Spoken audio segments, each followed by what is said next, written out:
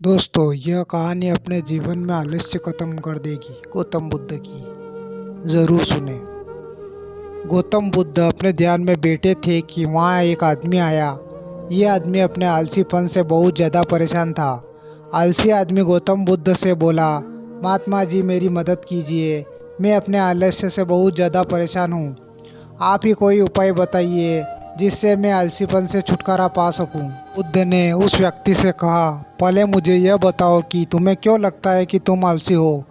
आलसी आदमी बोला, सिर्फ मुझे ही नहीं, मेरे परिवार वालों को और मेरे आसपास सभी लोगों को ऐसा लगता है कि मैं आलसी हूँ। गौतम बुद्ध ने फिर उससे पूछा, क्या तुम जानते हो आलस्य होता क्या है।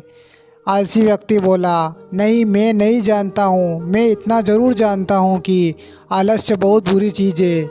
इसकी वजह से मुझे बहुत नुकसान हुआ है जीवन में। गौतम बुद्ध बोले, जिस परेशानी से तुम छुटकारा पाना चाहते हो, पहले उसके बारे में पूरी जानकारी ले लोगे तो उससे छुटकारा पाना आसान हो जाएगा। व्यक्ति बोला, भगवान, इतनी बुद्धि तो मुझ में नहीं है। आप ही मुझे इस समस्या के बारे में जानकारी दीजिए। गौतम बुद्ध बोले, आलस्य एक मानसिक अवस्था है, एक विचार है जिसे जाने अनजाने में हम खुद ही जन्म देते हैं। आलस्य दो मूलभूत कारणों की वजह से ही जन्म लेता है, एक है शारीरिक और दूसरा मानसिक। शारीरिक कारणों में पहला कारण है गलत तरह का भोजन। हम सभी जानते हैं हमारे शरीर में भोजन से ऊर्जा मिलती है और ये ऊर्जा सजीव चीज़ों से मिले तो अच्छी, यानी कि प्राकृतिक रूप से जो हमें भोजन की वस्तुएं प्राप्त होती हैं उनसे अगर यह ऊर्जा मिले तो हमारा शरीर इससे अच्छी ऊर्जा प्राप्त करता है। इससे उलट यदि हम निर्जीव वस्तुओं से ऊर्जा प्राप्त करते हैं तो यह हमें आलस्य की ओर ले कर जाती हैं। दूसरा कारण, हमारी शारीरिक गतिविधियाँ भी हमें आलस्य के चुंगल में फंसा सकती हैं। गौतम बुद्ध ने आलसी व्यक्ति को अपने शिष्यों की तरफ इशारा करते हुए कहा कि देखो, इनके चलने फिरने बैठने के तरीके में तुम्हें कुछ अलग नज़र आ रहा है।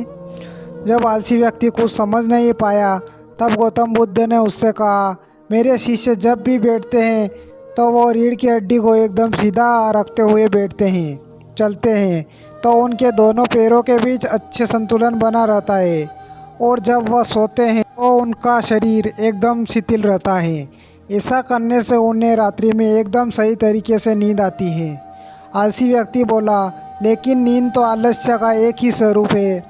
बुद्ध बोले, हाँ, अगर उसे ज़्यादा मात्रा में लिया जाए तो।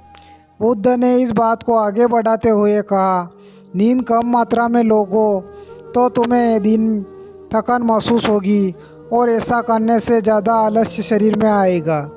नींद ज़्यादा लोगो तभी यही परिणाम होगा। इसलिए नींद को न ज़्यादा न कम, एकदम सही मात्रा में लेना अति आवश्यक है। आलसी व्यक्ति बोला, हाँ, यह तो मैंने भी अनुभव किया है। बुद्ध बोले, अब मानसिक कारणों के बारे में जान लो। मानसिक कारणों में सबसे पहले हमारी पुरानी गलत धारणाएं।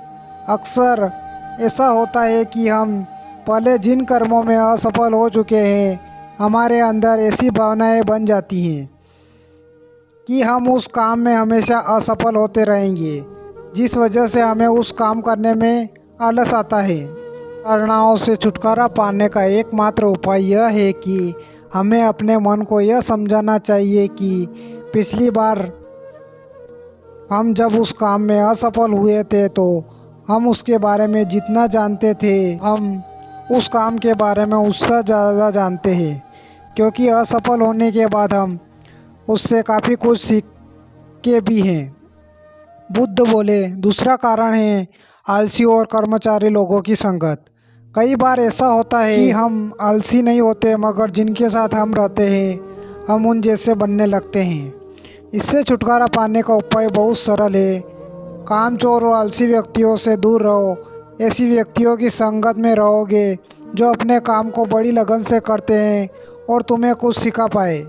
आलसी व्यक्ति महात्मा बुद्ध की बातों से संतुष्ट हुआ। वह बोला, महात्मा जी, अब मैं आलस्य के बारे में सब कुछ जान चुका हूँ और अब मैं इन सभी कारणों पर काम करूँगा और अपने आलस्य को दूर भगा दूँगा। दोस्तों, आशा करता हूँ गौतम बुद्ध और आलसी व्यक्ति की कहानी आपको अच्छी लगी होगी और इसे पढ़ने के बाद अब आप कभी भी जीवन में आलस नहीं करोगे।